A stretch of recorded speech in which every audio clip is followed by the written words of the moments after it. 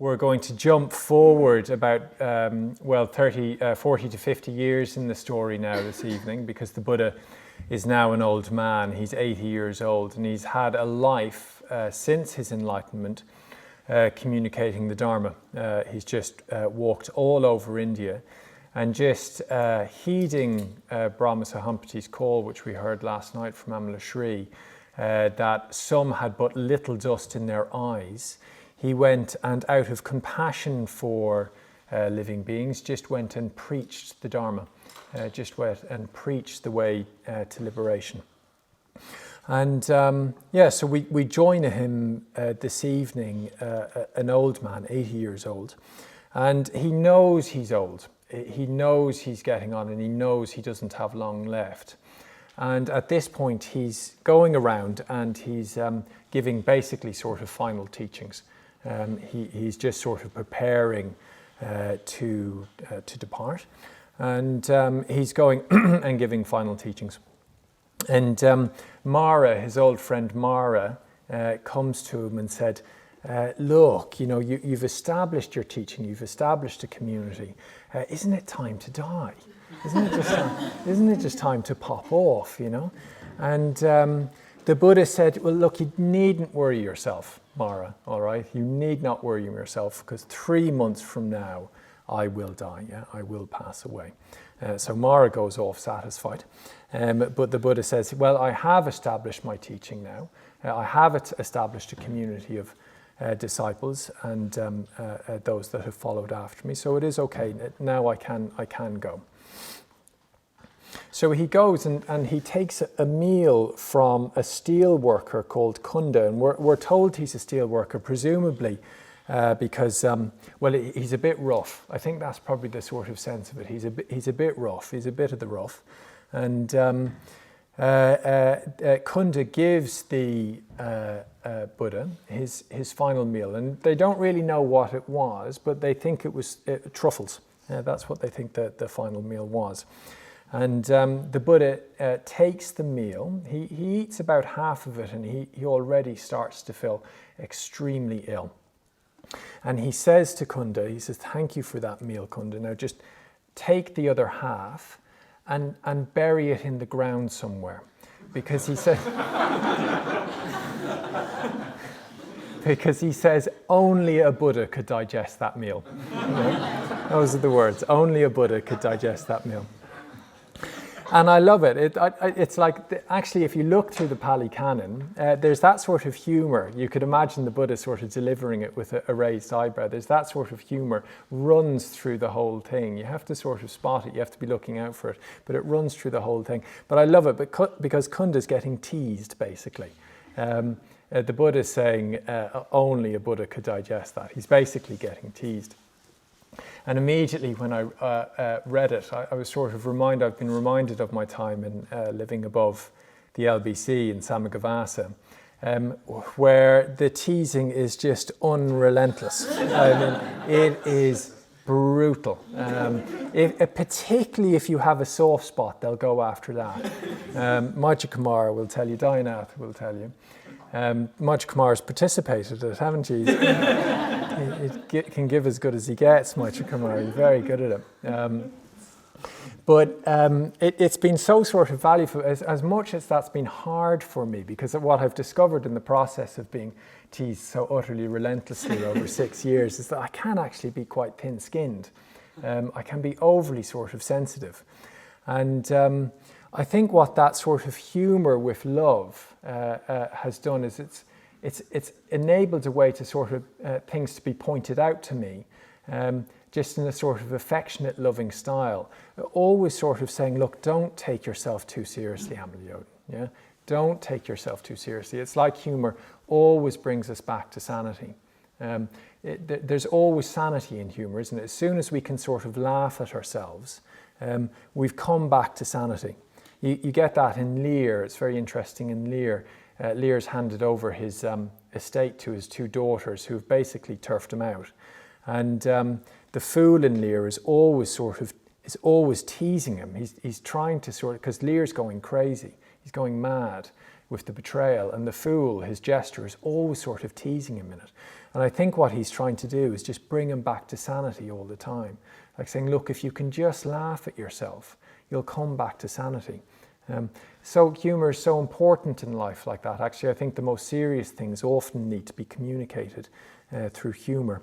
You know, if people used to watch Blackadder back in the day, but they had a series on the First World War, and it brought humour to what was an absolutely horrific event in world history. Didn't sort of drop the horror of it, but actually gave it a bigger perspective as well, which I think is that everything passes, irrespective of how horrific the world can be or how horrific our own experience can be. When we recognize that it does pass, it can be viewed with humor. It can be that humor gives a perspective on it that isn't there otherwise, and brings us back to sanity. So the Buddha is teasing Kunda. He's also teasing himself actually as well, because he now knows he's dying. Yeah, the Buddha has been given dysentery with this final meal, and he now knows that he doesn't have very, very long to live. So he says to Ananda, who was his long-time attendant, and we'll meet again in a moment, but is his long-time attendant and cousin actually, as it happens. And the reason that we're all here today actually is because of Ananda. Ananda remembered everything that the Buddha said, because nothing was written down that the Buddha said until about 500 years after he died. And it was all passed down orally from that point onwards. People would just remember it, monks and nuns would just remember the teachings and just pass it down one from the other. And that was all due to Ananda, because Ananda had remembered everything the Buddha had ever said to him or to others. So Ananda passed it down, and very often at the start of any Pali Sutra you get, "Thus have I heard," which is Ananda saying, "Thus have I heard," a speech of the Buddha. So the Buddha and Ananda go to Kusinara. This is where the Buddha decides he's going to die. He's going to Kusinara, which is somewhere it's in Bihar in India. And as soon as the Buddha gets there, he lies down. And he immediately when he lies down, it said that these sala trees either side of the Buddha come into untimely blossom. They come into untimely blossom, and then they just fall all around the Buddha. So you'll see on the shrine, this wonderful shrine, there's the Buddha in this reclined pose. This is the pose of Parinirvana. So this is the pose when he reached Parinirvana, which means nirvana without remainder, which is when an enlightened being passes away, when a Buddha passes away. And all around the Buddha, these leaves just fall onto the Buddha's lap and all around his body. And again, it's reflective of when Mara was attacking the Buddha, as we heard Dhyanath speak of last night. All of Mara's arrows and his mountains and his spears all just fall onto his lap as flowers. They get transformed into flowers and fall in his lap. And flowers, petals in India, if you've ever been to India, is an offering. It's a sign of respect. So what the sala trees coming into untimely bloom is suggestive of the universe, you could say, just making its offerings to the Buddha, respecting the Buddha in that way. So I've always loved this, and I have to say I've always loved the sort of magic in the background of the Buddha's teachings. Very often it gets missed out. Actually, if you read the Pali Canon, the history of the Buddha's teachings, there's all this magic in the background all the time. And it's interesting, because it's background, it can sometimes be missed. It's not mentioned explicitly, but it can sometimes be missed. But just because it's background, it doesn't make it any less essential. It's still essential.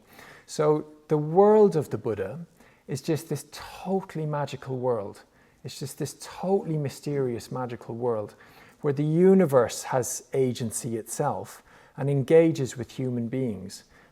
Nature has agency. It's much a bit like, if you read a Greek tragedy or a Greek play, or the Greek classics. All the rivers have gods and goddesses, the trees, the wind. So it's the same in the Pali Canon. Yeah? It's very much the same sort of universe. It's a universe just sort of filled with magic and mystery. I've been watching one or two of you hug the trees outside, getting to know the trees. And fantastic, great. I love it, why not? Make friends with the tree spirits. That would have been the attitude in the Buddha's time. They would have seen as having agency. So I think the universe does respond to us very strongly, actually. And I remember, just to hark back a bit, about 2 years ago, just when we were sort of just out of enlightenment, lockdown. We were just out of lockdown, and we just sort of about opened up, and myself and Garvavati, who used to be one of the women's Mitra conveners at the LBC, many of you might know her, a good friend, and we were leading the summer retreat, and oh God, it was horrific. It was absolutely awful. I think people were really actually a bit scarred by lockdown, and it all sort of came out on this retreat. It was a very, very difficult retreat to run, and Garvavati was feeling it and I was feeling it. But we got to this point in the sort of the retreat where you had the story of the Parinirvana, and Garvavati got to this point of the story, and just as she was talking about the leaves falling from the sala trees, these 2 petals just fell off the flowers that were just sort of next to her on the shrine, and just fell on the shrine. Just fell onto the Buddha just as he was laid across the shrine, and it was a very interesting moment. It seemed to have very, very strong significance. It was as if the universe was saying, no, this is of significance. What is happening here is of significance. And I think you have to sort of train yourself in looking for this, because very often we miss mystery, we miss magic because we don't look for it. But when we train ourselves to look for it, I think what you'll find is that it's there much more than you'd think. It's there much more than you think. I think particularly where the universe is such a sort of new agey word to use, but I don't have a better one, I'm sorry, where the universe or reality responds quite often is with commitment, actually. So we heard from Kumara when the Buddha stole out of the palace, out of the pleasure palace, when he decided that he wanted to go forth. All the deities, the gods and the goddesses came and muffled the sound of the hooves of the horse as it came out. They just put their hands under the hooves of the horse as it came out from the pleasure palace, so that the Buddha wouldn't be discovered. Now, the way that I read that is that actually what reality responds to, what the universe responds to, or meaning or truth responds to, is commitment. Yeah, you might have seen this in your own life. It's when you commit yourself that actually reality starts to come on board. The universe starts to come on board with you. Things start to happen that seem that more like coincidence. They help. If we're sort of half-hearted or something, or if we're 1 foot in, 1 foot out, the universe doesn't respond to that very much. The way Maj Kumar put it, I thought was very good, actually. If you take a step towards the transcendent will start to take a step towards you as well. There is a pull that wants to bring you further into that. And I particularly see that with commitment. I think generally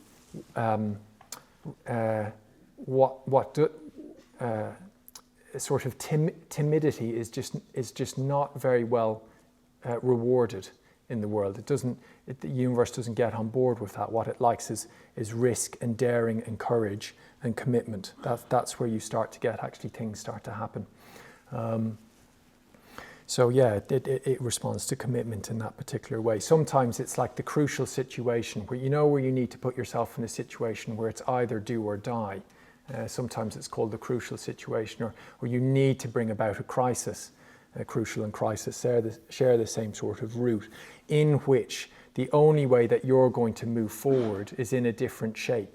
And you can't go backwards, and you can't seem to move forwards. So there has to be a crisis, and something has to break and be reformed and go forward again. Yeah? And we need to bring about those situations in our lives, I think, as much as we possibly can. The situation where you can't do it in the current shape that you're in. You can't go backwards because that's not an option. But you need to stay with it until something breaks, until you become bigger, and then you can actually you can move forward. I think also what the other thing that very often reality responds to, or the universe responds, the world responds to, is the posture that you take towards it. It's interesting. We've been talking in our study group. Some of the guys have been talking about atheism. Is it possible to be a Buddhist and an atheist at the same time? And I mean, obviously, Buddhism. It sort of depends what you mean by atheism, but Buddhism doesn't believe that there's a God, for example, a creator God. Even though he is making a comeback. It's interesting, he's sort of getting up off his knees and making a fighting comeback of it again. But Buddhism doesn't believe in a creator God. But if, say, for example, because a lot of atheists would believe that the only thing in the world is basically matter, or something that arises from matter, so that anything, if something has existence, it can be measured in some sort of way. It has a place in time, it has a weight, it has a measurement in some sort of way. Actually, Buddhism would say that no, that the world is definitely not like that. It is not mechanical and material like that. That there are, actually what Buddhism would say is that consciousness, your mind, is primary. That's the primary thing. That everything arises on the basis of consciousness. That your mind is the most important thing in all of that. And actually would just say that actually the world is not particularly mechanical, is much more mysterious in that way, and much more kind of magical.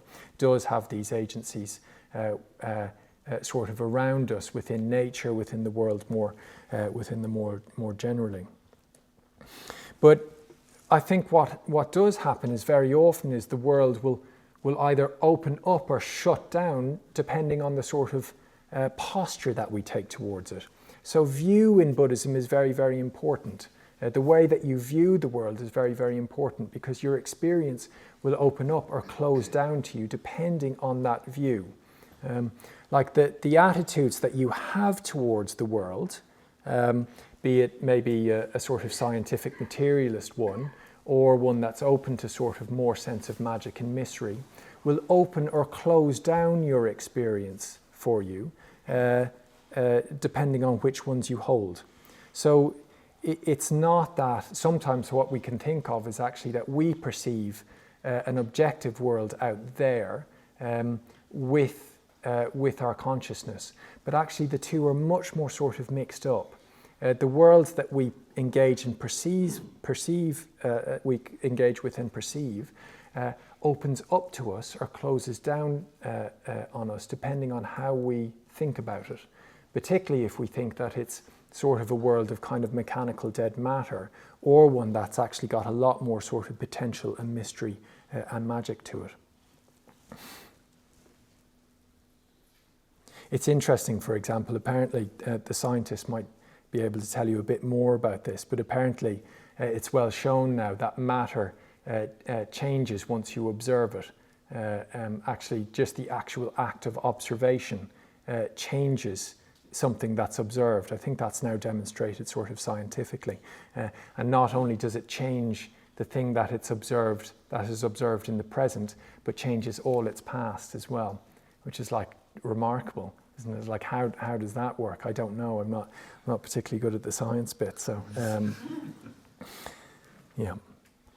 So the Buddha is there. He's sort of laying, dying, and this monk is stood in front of the Buddha, and the Buddha says, asked the monk to step aside, because actually all of these devas, all of these deities are stood all around, all around the Buddha, and this monk is standing in the way. They can't see, so they asked the Buddha if he could ask the monk to step aside. I was talking about that in the puja last night, that actually at the end of the puja you get this deep, heavy quiet. And what's said traditionally is that the devas are waiting patiently to make their offerings, just at the very end when we've made our offerings. So the devas are stood all around the Buddha, looking to just get a teaching from the Buddha, or to see the Buddha one last time. And this monk is stood just in front of the Buddha, and the Buddha just asked the monk to step aside. The Buddha's got his back turned to the devas. But it's interesting, isn't it? Because I suppose in a sense we've also got our back turned to the devas. Sometimes if we're sort of a bit closed off to magic and mystery, we've also got our back turned to that, to the potential of that as well. So Ananda now knows that the Buddha is dying. He knows that the Buddha is dying, and he's absolutely overcome with grief. He's just deeply overcome with grief. And he goes off. He can't be there anymore. He can't be around anymore because he's so overcome. And he goes, and it said that he just sort of leans on a doorway and weeps and weeps and weeps and weeps and weeps. And the Buddha sends someone to go get him, but what Ananda says is very sort of illuminating. It says, he says that the Buddha is dying, he who was so kind. Yeah? So of all of the things that Ananda remembers, the thing that he remembers is the Buddha's kindness. He says, he who was so kind to me. And he's just overcome with grief that the Buddha is dying. And the Buddha sends somebody to go and fetch Ananda. And he says, bring him back here. And he has Ananda come back. And he explains to Ananda, he says, look, do you not know, I have explained to you, look, all things are impermanent, including me. The Buddha was a human being just like us. He says, all things are impermanent, including me. I've said this to you. And then what he does actually is he rejoices in Ananda's qualities. He just starts to talk about the good qualities of Ananda that people really appreciate of him. And he particularly says, one of the great qualities of Ananda is that when people meet him, they become joyous. When people meet Ananda, they become joyous. And it's interesting that of the qualities that both of these two friends have sort of brought out in each other, both are the way that the other sort of made people feel. And it's interesting that when everything is said and done, we go through our life and we pay attention to CVs, we pay attention to property, we pay attention to the status we get. The only thing that's remembered when we come to the end of our lives, or the vast majority that's remembered, is how did we make people feel? And Ananda made people feel joyous. That's what the Buddha is saying, that Ananda made people feel joyous when they met him. That's the majority thing that people remember of us when that we come close to that. They forget everything else, basically. But it's this lovely thing of rejoicing in merits. We call it rejoicing in merits, actually. We do it in Triratna.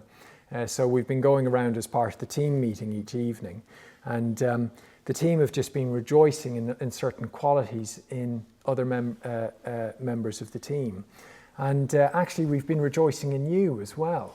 We've been, every single night, usually somebody has got something to say about somebody that's in the group with them, just saying, oh, I'm really enjoying this person or this person. They're really sort of coming out. They're really kind of expressing themselves.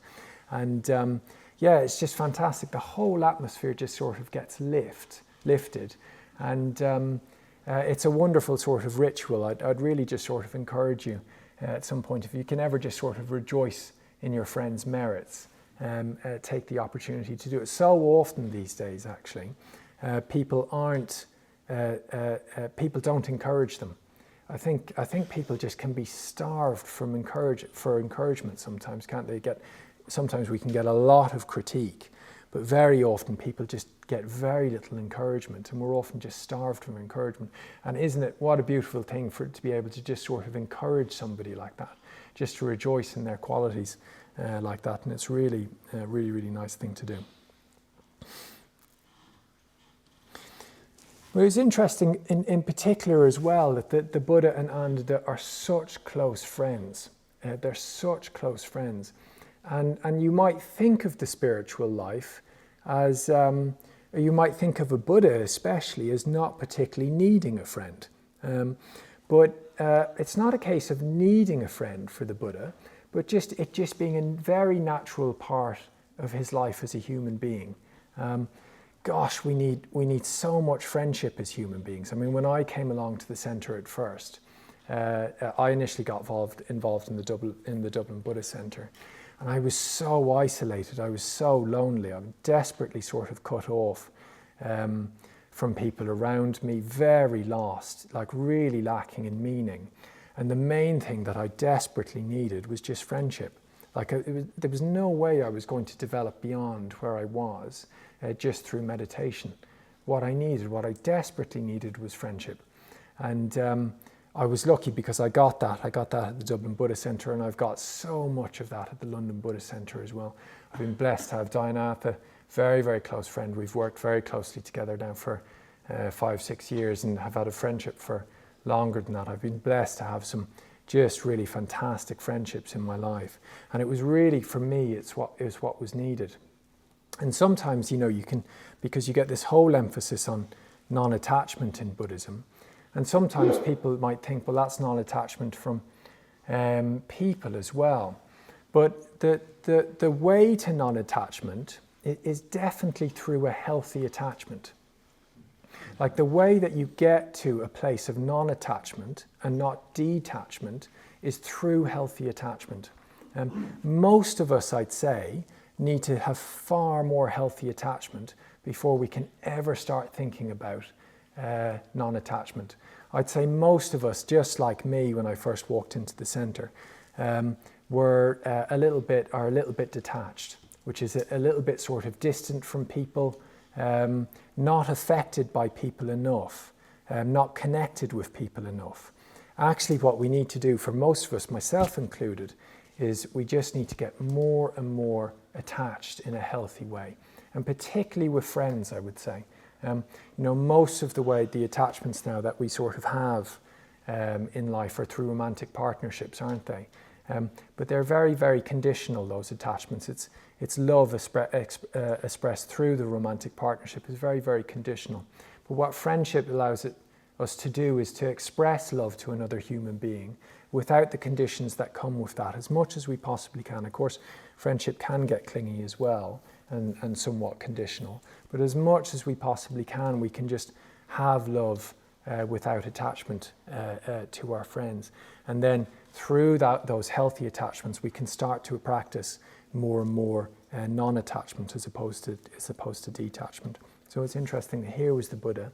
He was the Buddha, an enlightened being, and he was very, very close with his cousin Ananda, his cousin and friend Ananda, and they had a very, very strong friendship. So much to the extent, in fact, that Ananda is left weeping at the Buddha's passing away. So the Buddha passes away. The Buddha dies. And before he does so, he asks, do you have any questions or doubts? And he says, and there's no questions or doubts. And he says, with mindfulness, strive on. And this is the final words of the Buddha, with mindfulness, strive on. So it's interesting there that this quality of striving was there at the end of the Buddha's. It was the last words of the Buddha, with mindfulness, strive on. And it just shows, I suppose, how important this quality of effort, of striving, of of pushing forward, of energy, of engagement, of all of those things is for the Buddha. So the Buddha passes away and there's an earthquake. The earth just shudders. That's how it said it was to happen. The earth shudders with an earthquake. And again, so the universe is recognizing that there's something very, very significant happened here. A Buddha has passed away, and there's a strong recognition about that. Now, it's appropriate that this talk is about endings, because this is the last talk that I will give for the London Buddha Centre.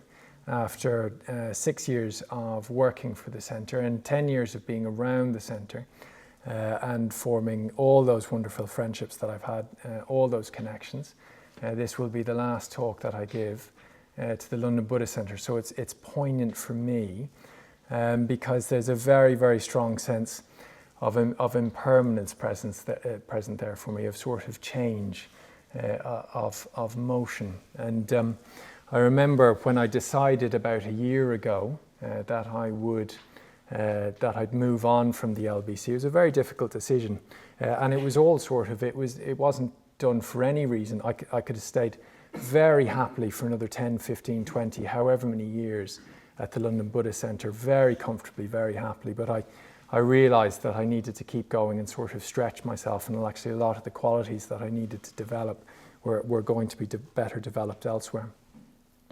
But when I had sort of started telling people that I'd move on, a number of other people decided, oh gosh, I better move on. It started a bit of a cascade. It started a bit of a cascade in our community in Samagavas. And I remember this one particular evening where we were all talking about this is what we're going to do. We're all moving on. Samantha Vajra was going to move on. Maitra Shura was moving on. There were a number of people. Suryanaga was moving on. And there was a number of people just leaving. And it was a very, very poignant moment. I remember just the atmosphere in the community that evening being sort of very, very strong.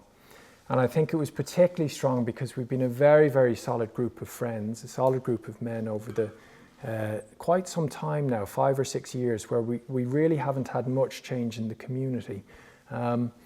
We were in lockdown together. We went through lockdown together. Dianatha was there at the time. He moved down to Sikavati not long after, which is the community downstairs. But we went through lockdown together. Very joyous time, very happy time for all of us, just to spend more and more time around each other. But it was coming to an end. It was definitely coming to an end. And the image that I sort of had during that evening was one of the sand mandala. I don't know if people have seen this. You get these incredibly ornate Tibetan sand mandalas, which they make up.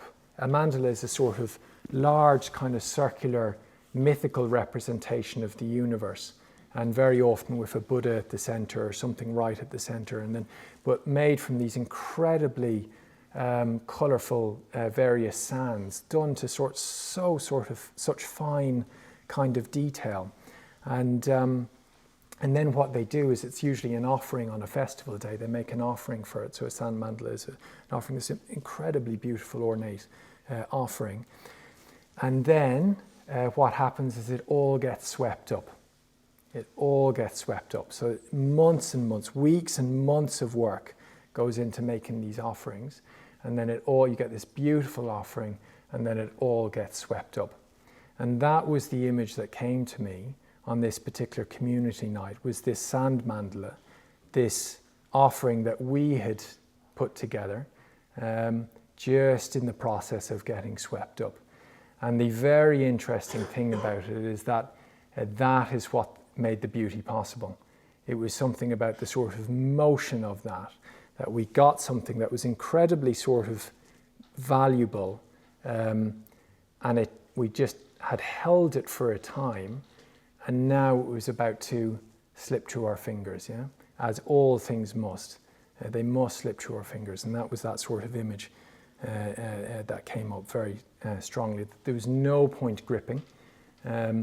It was difficult losing that, but there was no point gripping to it.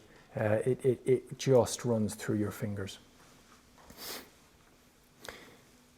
So your life, our lives, are also an offering in this way. They're also an offering in this way. You cannot grip onto your life. It is the central realization of the Buddha's enlightenment vision, is that you cannot grip any aspect of your life. It simply will not be held.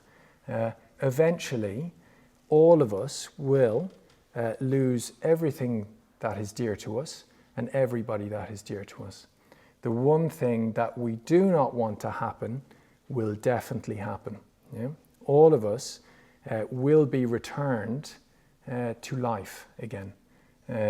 Just like the sand mandala, all of us will be returned to life, will be returned to the elements. Now, Buddhism says that this isn't the end, much like Amalayodhin was talking about last night. Buddhism believes that consciousness goes on. Now, consciousness doesn't go on as us, as a person or as a self, because the Buddha had seen through that, but consciousness does go on. But everything that we know of in this life, anything that we hold dear, everything that we're connected to, everything that we're attached to, we have to eventually give up. So our life is very, very much an offering in this way. It's an offering to our friends, it's an offering to our family, and it's an offering to the world. And all of it, anything that will be left at the very end of that offering, is just how you made people feel. Yeah? How you made people feel. So there's a very, very strong choice that we can have. We can have an offering that is beautiful, that we know that we have to let go of eventually. We can have made people feel loving, feel loved, feel appreciated, feel rejoiced in, or we can grab tight to life. We can hold it tightly. We can be mean about it. We can feel threatened that it's going. We can feel competitive with others, and the offering at the end isn't a particularly beautiful one. So the choice is there for us. Now, Buddhism is basically saying your life is an offering. Make of it as much as you possibly can. Your life is in your hands to make it of it as much as you possibly can. And at the London Buddhist Centre, what we want to do is give people an opportunity to make an offering of their life that will be beautiful, an offering of a more compassionate life, a more engaged life, a more courageous life, a life lived more through risk and adventure, as much as we possibly can. So what the LBC is saying is you could commit your whole life to that if you want to. You can commit your whole life to that if you want to. It's okay to come on retreat for 5 days or 10 days or whatever it might be here. It is good, it's worthwhile. But if you want to, you can commit your whole life to it. There is a path to it through the London Buddhist Centre. You can keep on coming. You can become a mitra, which is a friend to the centre, or a friend to the order. You can go on, you can be ordained. You can give your entire life over to bringing about more and more and more positivity and beauty in your life and the life of your friends and the people around you. So I'd really, really encourage you, at the end of this, you'll have choices in front of you. You can go back to the life that you've lived, and that might be, it might be a very, very good one. But if you decide, no, I want to make something, I suppose that I want to make the absolute most of the opportunity that I have here, I can promise you the LBC, as somebody who has just been so deeply sort of blessed by what the LBC has done for me, and what Triratna more broadly has done for me, what Bhante Sangharajda has done for me, you can take advantage of that as well, and you can serve that vision, which as much as possible is a vision of friendship, of connection, of beauty, of love. So I'll leave you with that. Thank you.